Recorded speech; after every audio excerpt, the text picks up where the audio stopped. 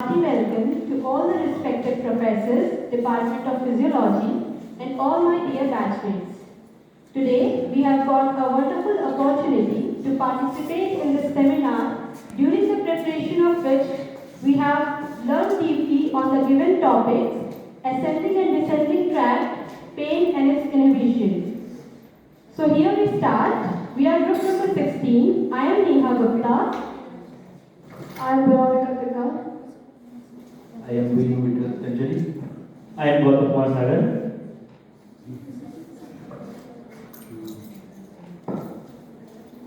Our topic is tracts of spinal cord. We are going to discuss about white matter, its classification, ascending and descending tracts, and its clinical. So I call Veronica. Good morning, everyone. So let's talk about some features of spinal cord.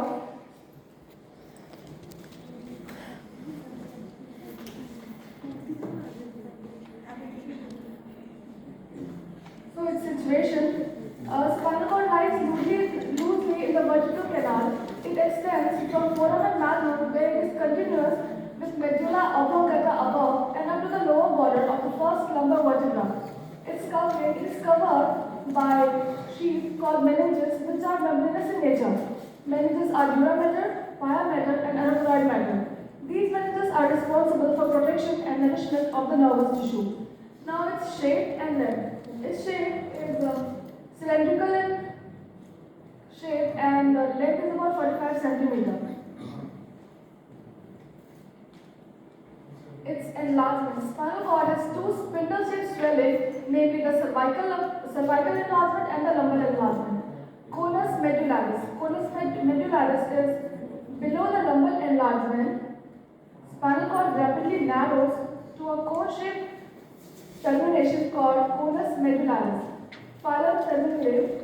A slender non-membranous filament called phylum terminale extends from conus medullaris downwards to the fundus of dural sac at the level of the second sacral vertebra.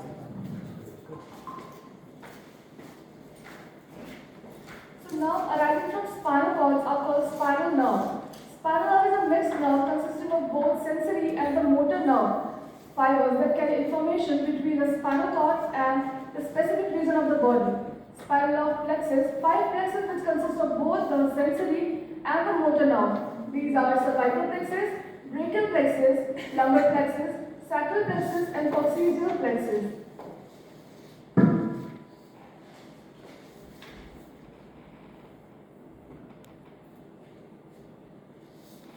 Let's talk about some internal structure of spinal cord. Inner gray matter. So in cross-sectional cord of the gray matter in C is as H-shaped fluted column extending throughout the length of the spinal cord. It is divided into symmetrical right and left comma-shaped masses which are connected across the midline by the transverse gray commissure. The central canal of the spinal cord passes through the central of gray commissure. This canal is surrounded by substantia gelatinosa centralis. The lateral comma-shaped mass of gray commissure is further divided by a transverse gray commissure into a narrow, elongated posterior horn and broad anterior horn. In the thoracic region and the upper two lumbar segment, that is from T1 to L2, a triangular projection just out from the side of the lateral gray mass between anterior and the posterior horn, nearly opposite to the gray matter commissure, it is called lateral horn. The posterior horn is connected by the gelatinous substance called substantia gelatinosa.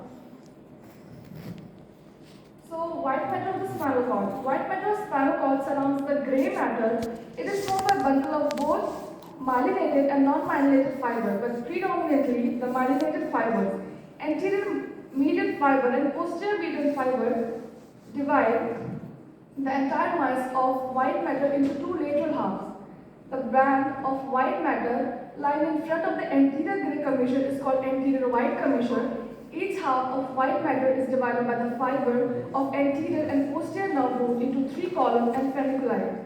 That is, anterior or ventral white column, lateral white column, and the posterior white column.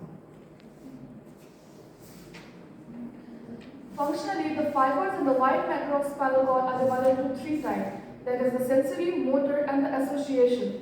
The sensory fiber, these include the central process of primary sensory neuron of the posterior root ganglia, which enter the spinal cord and ascend or descend from varying length. The ascending fibers from the nuclei of spinal great column that convey sensory modalities to the higher centers. The motor fibers, these include the descending fiber from the higher center to the spinal cord. The nerve fiber of anterior and lateral horn cells that go to the motor root of the spinal nerve. And the last one is association. These fibers originate and end within the spinal cord, interconnecting the neurons of the same segment or different segmental level. Now I would like to call Neha to continue. Thank you, Veronica.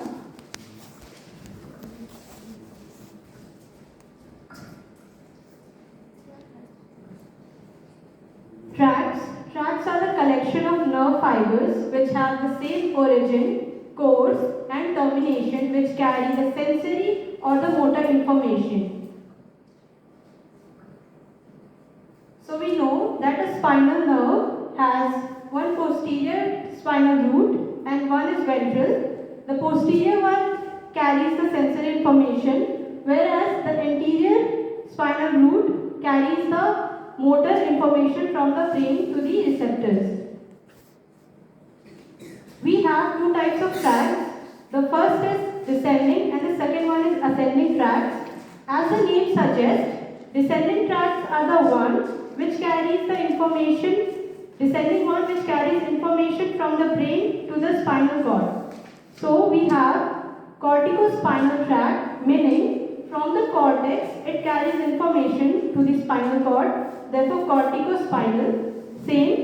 Similarly, we have tectospinal, that is from the tectum which is present in the midbrain. It carries information till the spinal cord and therefore the name is tectospinal. And the same rubrospinal, which means connecting the red nucleus to the spinal cord.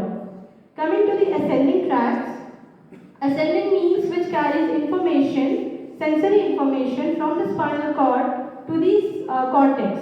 And here we have spinothalamic, meaning from the spinal cord to the thalamus. Then we have spinotectal, and similarly, when it carries information from the spinal cord to the cerebellum, we have spinocerebellar, which is further divided into anterior and posterior spinocerebellar tracts. Talking about ascending tracts,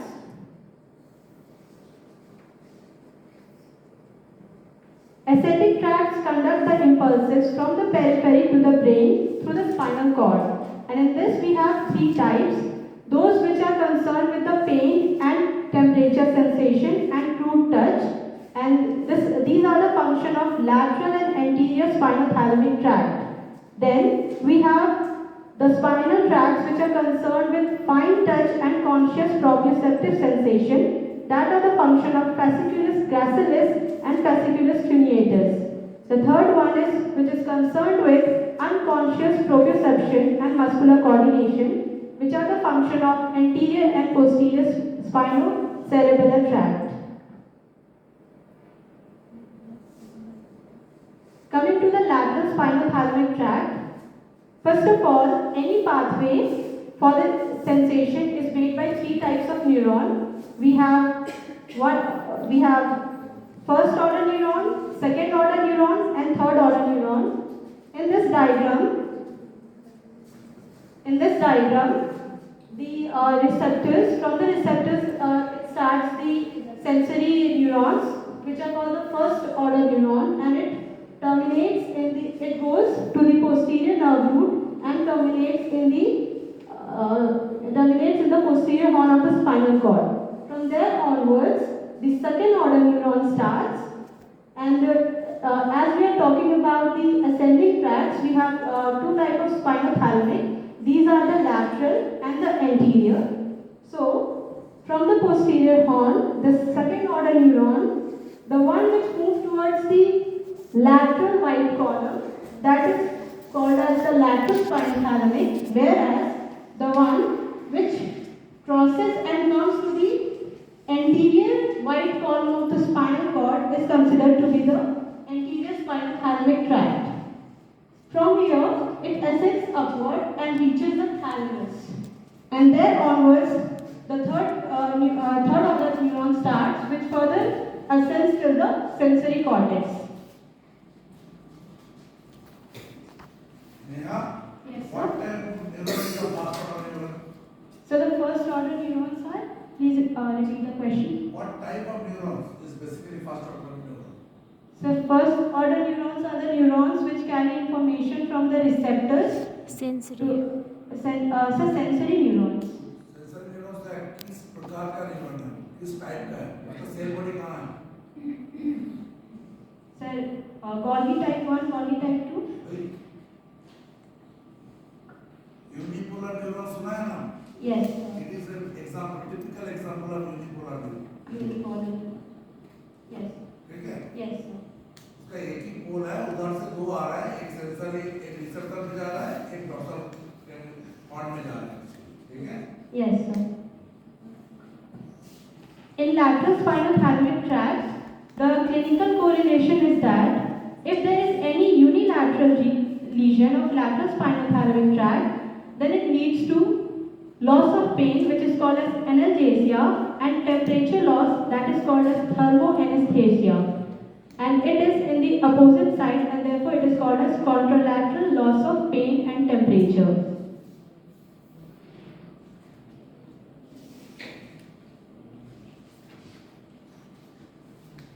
Coming to the anterior spinal thalamic tract, in this the clinical correlation is if there is damage of anterior spinal thalamic tract, then it leads to loss of light, touch and pressure on the opposite side of the body below the level of lesion. Here in this diagram we see that the lateral and anterior spinal thalamic tracts ascends upward through the medulla, then falls, and then the midbrain, and then reaches the spinal cord, reaches the thalamus, that is the ventral posterolateral nucleus of thalamus, and from there, through the central thalamic radiation, it reaches the cerebral cortex, thus the sensory information reaches the cortex.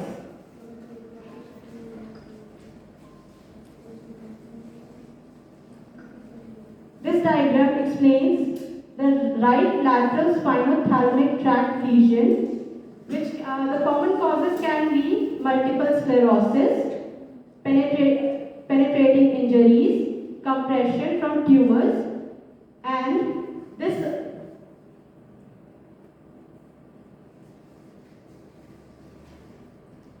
leads to the loss of temperature and pain sensation from the contralateral side. Now descending tract by Venu Vitthal Patanjali, please come.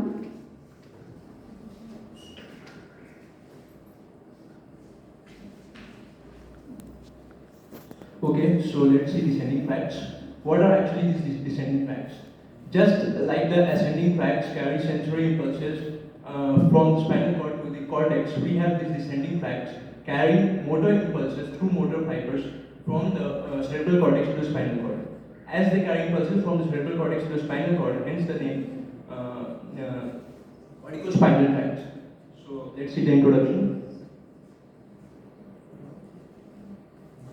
Descending tracts of spinal cord are formed by motor nerve fibers rising from brain and descending to the spinal cord.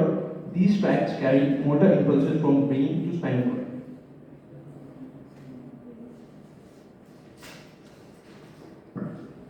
Corticospinal tracts. These corticospinal tracts, they are also known as pyramidal tracts. So when the descending fibers they descend down to the cortex, in the medulla oblongata, in the upper anterior part of medulla oblongata, these tracts give an appearance of a pyramid. Hence the name pyramidal tracts. Sorry, sir? Near the genu of the brain, in the midbrain. Medulla का बहुत नीचे होता है. Radiation उसमें होगा, shifting जो होगा वो upper quantile region में होता है. So pyramidal shape जो है वो medulla oblongata का है. Okay. So these pyramidal tracts, these are descending tracts concerned with the voluntary motor movements. they descend from the cortex to the spinal cord. All these pyramidal fibers, they are present from birth, but their myelination occur up to the age of 2 years. All of these corticospinal tracts, 70% of the nerve fibers, they are very thick. These nerve fibers, they tend to disappear at the older age. And since they are concerned with the voluntary motor movements, their disappearance lead to the automatic shivering movements in older age. So let's see the origin.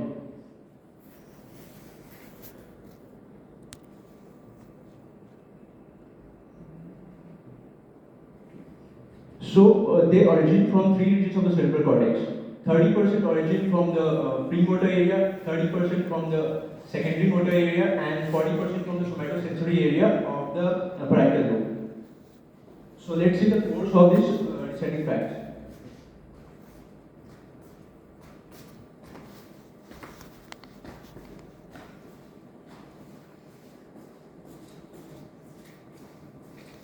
Okay, so as they descend down the cerebral cortex, they descend down to the white matter of the cerebral hemisphere. So while descending down, they descend down with the ascending tracts and they give a fan-like appearance. This fan-like appearance is known as corona radiata. So further, as they descend down to the corona radiata, they converge to form internal capsule. This internal capsule is present in between the thalamus and the caudate nucleus on the medial side and the reticular nucleus on the lateral side. Further, they descend down to the pons, but in the upper part of the pons, they are divided into different bundles by the nuclei of the pons. But as they further descend down to the pons, in the lower part of the pons, they further unite to form compact bundle and descend into the medulla oblongata.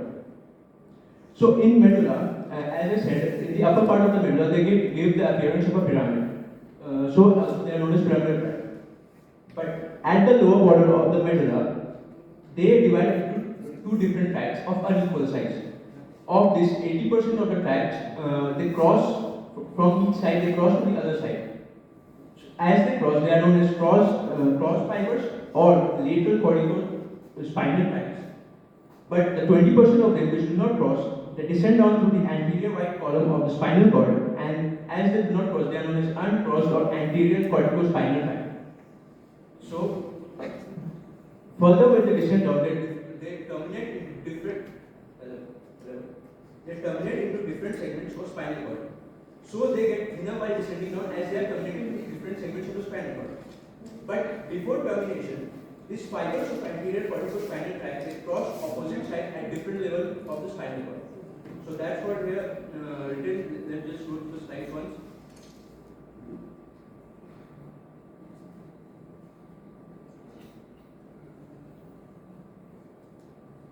Yeah, the lateral corticospinal tract, also known as cross-pyramidal tract, as they cross. So their location is lateral white column of the spinal cord. They origin, as I said, primary motor cortex, premotor cortex, central hemisphere, and they terminate into the anterior horns of the spinal cord. Their function, as I said, is control conscious brain movements, especially of hands.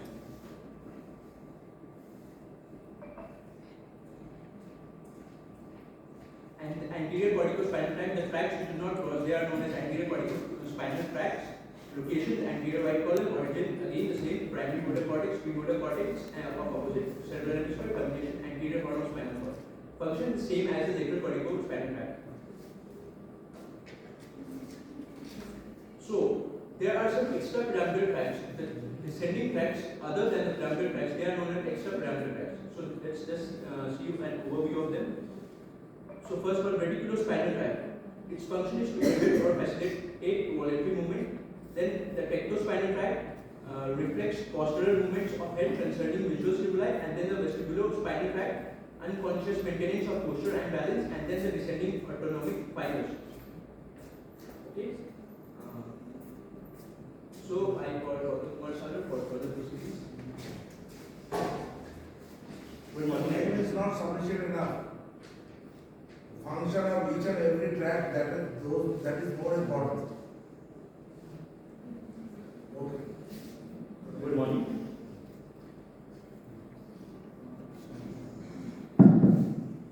Good morning, everyone. I will discuss clinical and applied of the spinal cord. First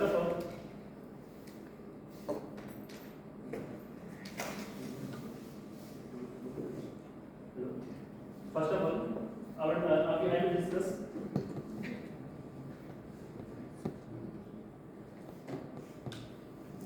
causes of a spinal cord.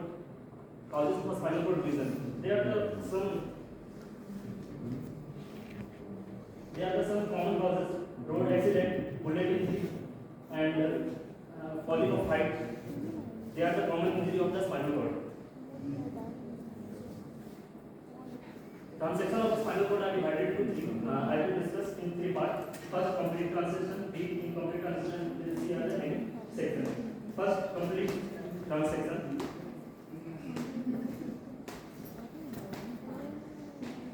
Type of spinal cord injury. From spinal cord complete spinal cord injury, I will discuss two topics: tetraplegia and paraplegia. In case of tetraplegia, a spinal cord injury along the first thoracic vertebra. First thoracic vertebra say along any point injury in a spinal cord, into all the spinal cord. Then there are tetraplegia spinal cord here. In cervical section C1 to C8 results in the some degree of paralysis of all four muscles, and they are the critical paralysis because the phrenic nerve root value C4 C5 are coming from cervical region, and they are supplied to the diaphragm. They are the important muscles for the respiration, help in respiration. Because that's why they are the critical paralysis. Second one, the paraplegia is spinal cord injury below the thoracic first thoracic vertebra at the level of T1 to L5 paraplegia, and able to fully use their arm and hand, but they are in the case of paraplegia, person will not upper arm will normal, but lower limb is not normal, and lower limb will fully paralyzed. And in complete paraplegia, it is a describe the permanent loss of motor and nerve function at T1 level below, and resulting in the loss of sensory motor and sensory movement of the leg in the sexual region. And in some symptoms of complete spinal cord injury, common symptoms I will discuss: paralysis of limb muscles. Second, all the fascinated paralysis, loss of reflex and loss of sensation. And first important symptoms, heart rate decreases. Heart rate decreases, and effect of blood pressure. One of the important effect of blood pressure when injury of the below the L2, they are the no effect on blood pressure because sympathetic vesicle contracting fibers of the coming from T1 to L2 segment.